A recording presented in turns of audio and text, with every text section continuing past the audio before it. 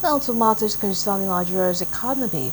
Naira depreciation, higher fuel and food prices, logistic cost and money supply growth were some of the major drivers of Nigeria's inflation. Aside from high cost of food and essential commodities, the rise in the cost of liquefied natural gas has completely crippled finances of many homes. Currently, 1 kilogram of cooking gas is over 1,000 naira. Galaxy's news correspondent Lebi Joseph sent in this report. GDP growth of Nigeria fell to 3.3% in 2022 from 3.6% in 2021, precipitated mainly by declining oil production.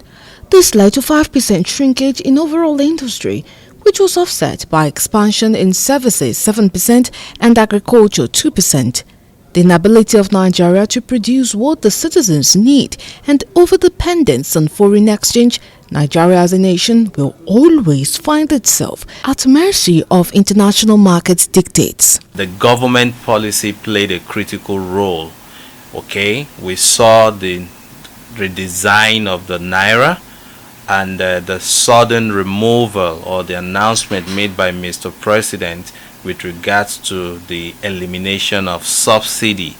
And we all know that fuel actually has a multiplier effect in terms of our consumption needs in this country, and as such, the surge in the prices of goods and services, it's not actually a surprise to many of us as economics.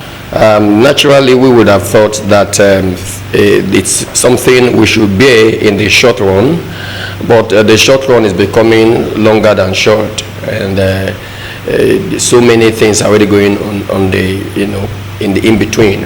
Apart from that is the fact that we are not seeing the prospect and what the government is doing that can convince us that in the long run things will get any better. Residential uses for natural gas, including cooking, heating homes and generating electricity, while commercial uses for natural gas include heating, generating electricity, manufacturing products like fertilizers, paints and medicines, and occasionally fueling commercial vehicles.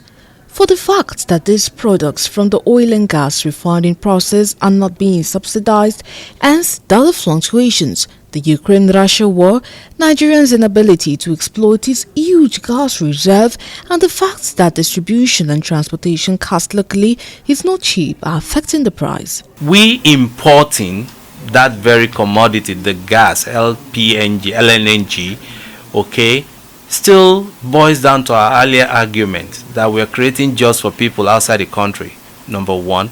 Number two, we have to buy the dollar to be able to import this commodity. Whereas if we choose to stop flaring and convert this gas into consumables that we can consume locally and export to other countries, this could be a new opportunity for the international market to demand for our own Naira, thereby strengthening the value of our Naira vis-a-vis the dollar. Nigeria as a nation, government needs to have a change of direction towards social and economic policies and accord it a high point of priority to ensure that basic needs are not out of the reach of people by providing basic economic security for its citizens by protecting them from market risks. We ought to begin to make our social and economic rights to become justiciable. I think that would be one of the first stimulating factor if our socio-economic rights are made justiciable. I know it's a far cry. Many people say, when is that going to happen? But that's already happening around the world. And when we begin to make that an issue, it become a project that the government can need to face by all means.